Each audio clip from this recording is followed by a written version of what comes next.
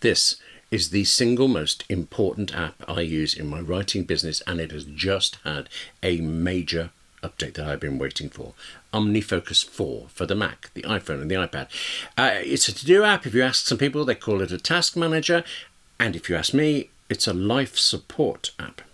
Hello, I'm William Gallagher, and this is 58 Keys, which as always, it's for writers like you and me who usually write on Macs and iPhones and iPads. Do subscribe or support 58 Keys on Patreon, because there is always so much to talk about.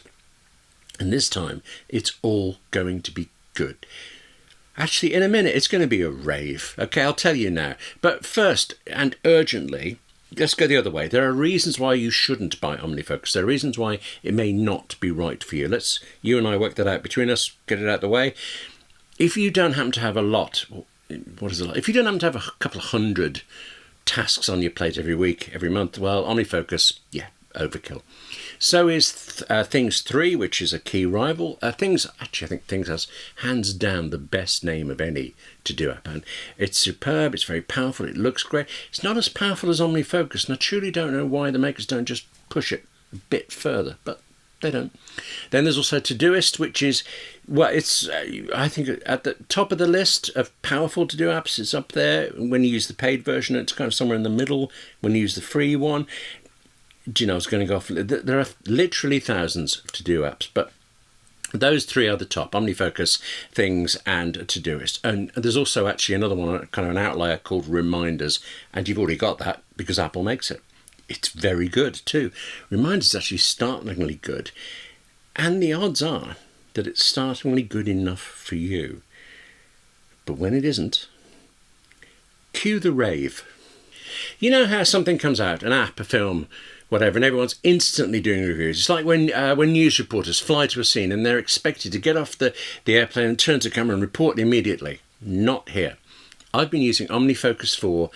Well, I've been using OmniFocus for more than 12 years, and OmniFocus 4, this new version, it's got to be a year, could be more. It's been in beta testing for a long time, because this is a mammoth overhaul of everything in this app.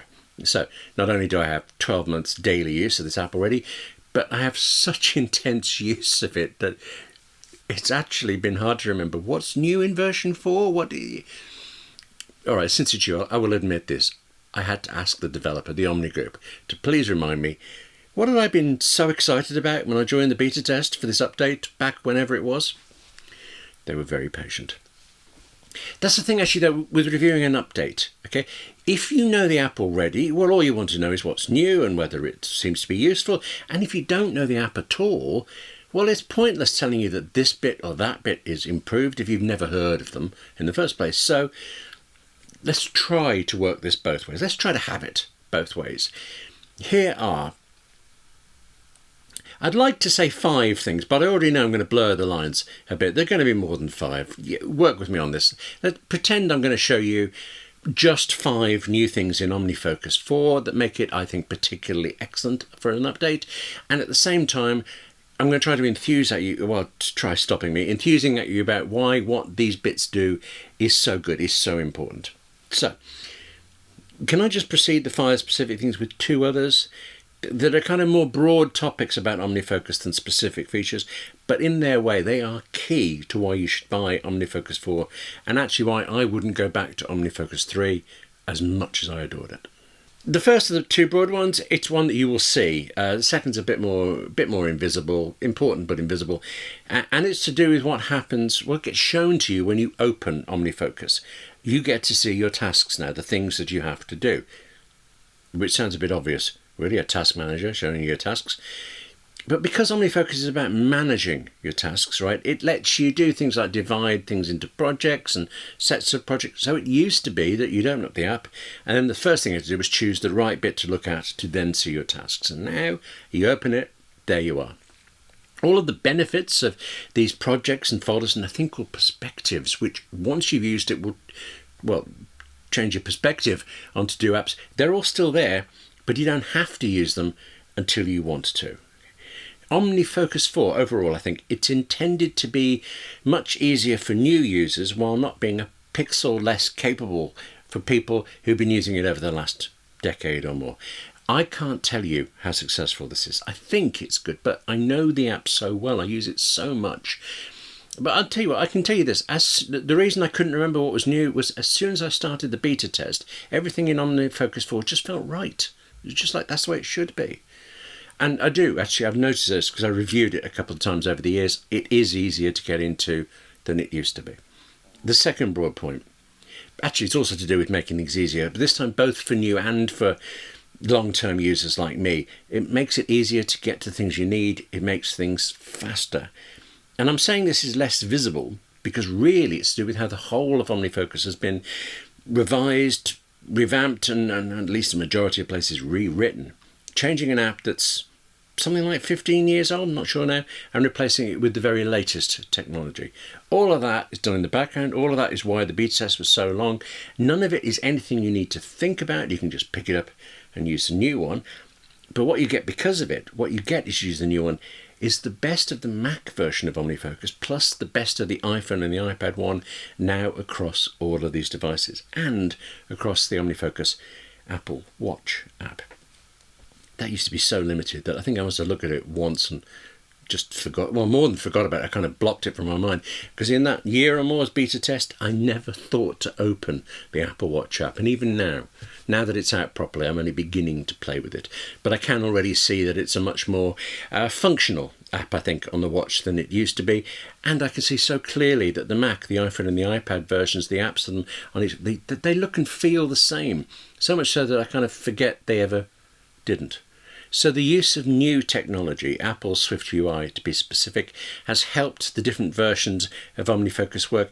Well, I'm not going to say they're the same because each device is still a different device, but they look and they feel the same, which means these two broad, possibly nebulous differences, Swift UI making each device's version the same and better, plus this focus on making it fast to get to the bits you want, that would be enough for me. That would be enough to make me update. But then there are these 5 or so specific things, and these are quick to describe because most of them sound small until you use them every day. No, I may never have praised a smaller feature of any app ever, but here goes. OmniFocus 4 has a back button. So, I'm in my Writers Guild perspective. I've got this view thing I've quickly made, a perspective that shows me only tasks to do with the Writers Guild, where I'm deputy chair, and it hides away everything else fine. I'm in that, but I think of something I need to do for, say, the National Association of Writers in Education, NAWE, where I've recently become an editor, or to do with the Apple Insider podcast, which I'm now producing at the moment. So I have the idea, I pop off to the podcast project in OmniFocus, I pop off to the project for the next issue of NAWE's magazine. I add the tasks I've just thought of. Maybe while I'm there, I'll tick some things as done and I realise I've already finished, and then hit the back button, carry on. One button and I'm carrying on back where I was. And that, as small as it is, that is one of the 5 benefits of OmniFocus 4. And if that is small, and it truly is, this one's big. Tap or click on a task you've added in OmniFocus, and right there you can edit it. No separate editing inspector panel, although there is one available and you can do more in it. You can just edit the bits you want and you're done. Which is big because one of the things that isn't new, right? One of the things that makes OmniFocus so useful is this. You could just write into OmniFocus, put the bins out, and that's it. Nothing more. But there's probably a day rubbish is collected. So, right, you can also add a date. Yeah. And the odds are that you probably have to do that every week, every fortnight or something. So you could write, put the bins out, and then say you want that task repeated every Friday. Or it's always on the last day of the month, the first day, the 15th, whatever it is. You can set that if you want to, if you need to. And you could also say, let's be organised, bin putting out is part of a general household project.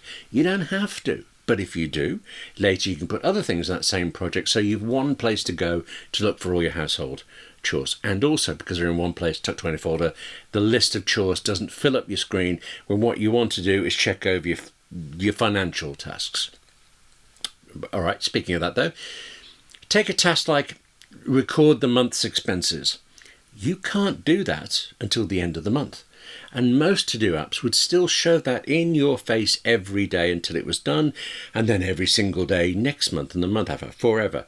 OmniFocus will take that task off your plate, off your screen, until the end of the month, until whatever time it is that you can do something about it, that you can do it.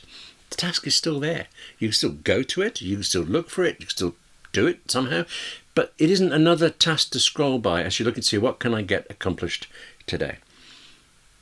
Okay, I think describing this inevitably makes it sound like you need to enter a lot of information, and you don't. It's just, as much as you want, whatever works for you. And I think that if you do start entering a lot of information, this is going to sound like it's a lot of typing. Yeah, it can be. But when I send out an invoice, for example, I put a task in OmniFocus to check that the invoice has been paid in 30 days' time. I don't look to see what that date is. I just write 30D, and OmniFocus figures out I'm in 30 days, does the date for me. Also, side point, got to tell you this, I have not actually put that pay in 30 days task into OmniFocus for years, because my invoicing shortcut automatically puts into OmniFocus for me, and OmniFocus automatically works out 30 days. And if it didn't do all that, I wouldn't get around to it straight away. I'd put it off. It'd take some time. It'd fall off. I'd fall behind. And then I wouldn't get paid. And where would we be? Anyway, all of that, and actually a huge amount more, that's pure OmniFocus, and it always has been. But now with OmniFocus 4, you can tap or you can click on the task and add it all, edit it all, change it all, right there, whatever you want. And speaking of adding, look at the iPhone version. There's a big plus sign. For a year or more, I've been tapping that button and getting on with typing in a task. Didn't think about it. Tap, add, go. But you can also do this. Tap, hold, and drag to a specific position in the list, including actually adding a task within another task. So I just travelled quite a bit. So I had packing lists. I could have had one packing list task, and within it, everything I needed to pack as a sub-task or child task beneath that. And then later, as I'm going through what I've got to do today, I could see packing list and then open it up to get the rest if I want. I don't always have 40 more to do things on my list, on my screen, until I want them. This is all about entering your tasks quickly and then finding what you can do next, finding that equally quickly. And the third of the things I particularly want to bubble at you about is finding the next thing you need to do really, really fast. This is a pro feature in OmniFocus, and it is the reason I bought the pro version, Perspectives. Out of the box, so to speak, OmniFocus shows you all of your tasks in several ways, including a thing called the forecast view that I use a lot. Forecast is a perspective, it's called, that shows you everything that's due today or soon. But with the pro version, you can make your own perspective, so that, for instance, on a rough day, I will use one I've made called First 10. Okay, I will go through everything due today, panic a bit, and mark the 10 that are the killers, the ones that if I don't do them, there will be damage. And then for the rest of the morning, I can have OmniFocus show me solely my first 10 perspective, nothing else. Just let me concentrate on these killer tasks. Or go crazy, go the other way. With a perspective, you could say, show me only the tasks that I say are urgent, that are due this afternoon, not this morning, but this afternoon, that are to do with either the podcast or the Writers Guild, but not Norway, that are all emails or all phone calls, but not messages. Yeah, you can go mad. You can go crazy. And actually, if you're new to OmniFocus and you try to do all of this in one go, you will be entering the suburbs of Crazy Town soon. But over time, you come to use more and more of it. You come to depend on more of it. And actually, over time, there'll still be things you don't use. For instance, in over 12 years of relying, really heavily relying on OmniFocus, I have not once used the feature where you can say this task will take 5 minutes or an hour, 10 minutes, nor the one where it says what sort of energy level you need to complete something. Don't use them, don't care. But for others, having a perspective that just says, show me the next 5-minute long tasks that I've said I can do even while hungover, that's the whole worth of OmniFocus to them. But back to the new bits. Perspectives. Look at the iPhone. A perspectives bar at the bottom. Don't be particularly fussed about what each of those icons are, because it's customizable, and these happen to be, or you can see First 10 is there. It's what I happen to like. But it's how fast you can go from forecast to your complete list of projects to First 10, and then take the projects one, go into that and drill down within projects to find exactly the thing you want, and then tap that back button to go back where you were. I was using that back button instantly when I joined the beta. I don't think I even noticed I was using it. I didn't realize it was new. It was just right. And there's one more thing. New to the iPhone thing, by the way, related to this, that I also wasn't using throughout the beta, and I don't know why. It's that icon just above the perspectives bar. It's called Quick Open. I'm used to that on the Mac. Tap it here and you get a list of the main areas of OmniFocus, the catch-all inbox, for example, and your perspectives. Or you can start typing a project name. OmniFocus auto-completes it, shows you all the matching ones, and tap, you're there. There are so many little improvements in OmniFocus that I relish. And I think small little, they all kind of overlap because they're all about making it possible to spend the least conceivable time using OmniFocus, and so the most time doing what it is you need to do. Oh, quick one. Got to give you this one.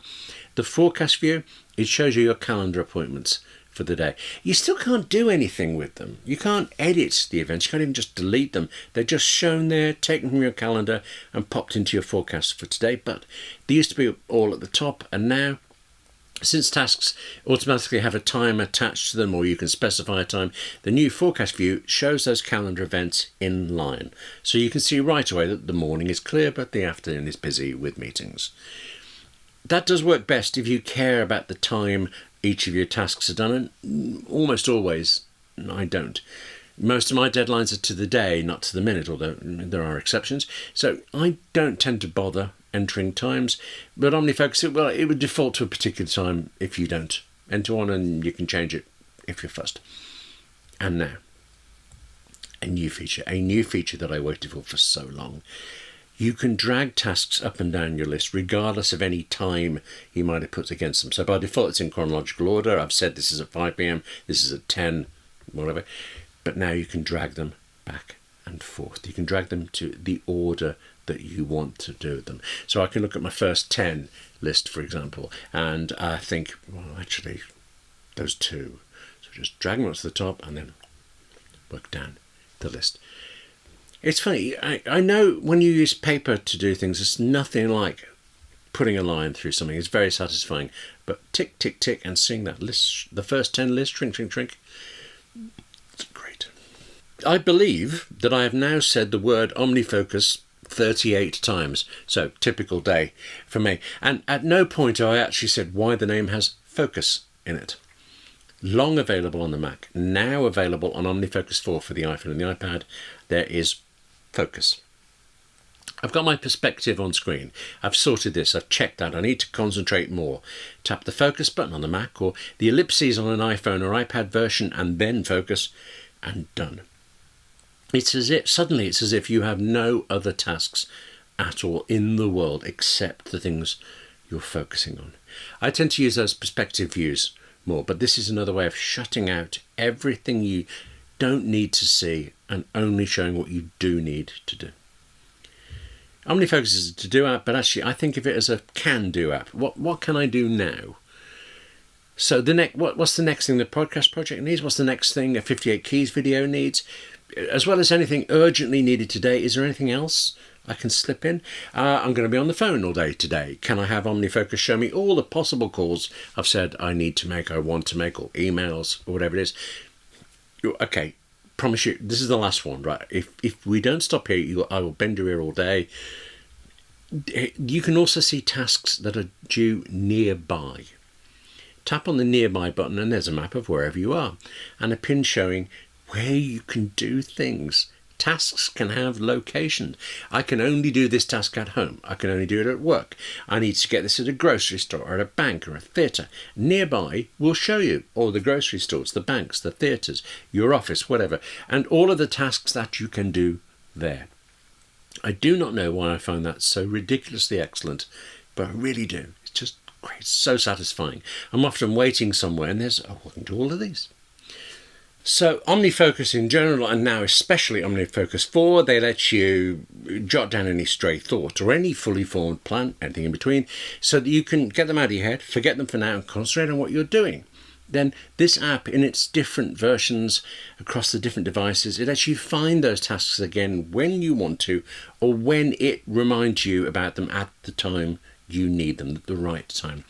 This morning, right, just before I spoke to you, I was in a meeting where I was asked to take on an extra piece of editing work, specifically because this client says that they know I will do it, that I will do what I say I will, and I will do it on time. What the client doesn't know, I'm sure I've raved at them about OmniFocus before. What I think they don't know, that this organisational skill, whatever, it is solely because of OmniFocus.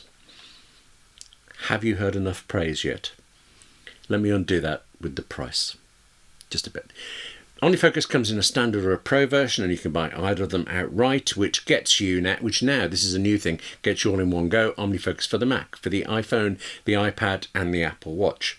OmniFocus 4 Standard costs $75, while OmniFocus 4 Pro, which is the one I recommend, is $150. There are some other details about the price that will help you decide, will help you buy it, but look at it this way first. Apple's Reminders app is free. OmniFocus is at least $75, no contest. Except, I think it's no contest in both directions. If OmniFocus 4 proves to be right for you, it's very right. And I'm not going to say any amount of money is trivial, but comparing what it costs or what it does, what it continues to do for me, OmniFocus, no contest, worth it. But if it isn't right for you, if you see all this and you think it's just crazy down, over-the-top daftness to be doing anything but jotting down a quick shopping list on a piece of paper, OmniFocus is not worth it. Actually, I do suggest that Apple's Reminders would be, though. Definitely better than paper. Okay. I did say there was more pricing that would help. Well, let me start with how there's a 2-week free trial. Use it all. Use it intently. Use it ferociously for 2 weeks for free. Or if this suits you better than paying outright, there's also the option to subscribe instead to OmniFocus rather than buy it outright, and then it's $10 per month for all of this. And more than that, actually the $10 gets you not only OmniFocus for the Mac, the iPhone, the iPad, and the Apple Watch, but also the web. There is an online version of OmniFocus. You can't buy that one outright. It's a web service, so, ongoing costs, but you can get it in that $10 subscription with the rest, or you can have it on its own for $5 per month. Honestly, I think it's quite amazing what the Omni Group has done with the web version, but I would still only use it if I didn't have the Mac, the iPhone, and the iPad version. I tell you, I would use it if I needed to work at a PC all day, for example, and if my Apple gear was at home. Not ideal, but quite great. 2 more quick pricing things. If you have a previous version, you get a steep discount. And I like this a lot. If you buy the standard version, you can later upgrade to the Pro one for just the price difference.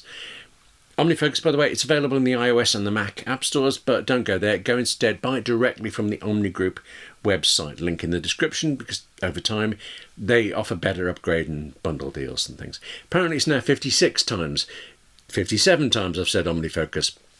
Since this is 58 keys, let's have one more go. OmniFocus is very good. I could have just said that, couldn't I, at the top?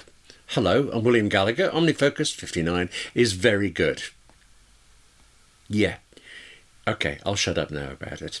Unless you ask me a question, in which case I could go on. Okay. That's it for this edition of 58 Keys. Thank you very much for watching.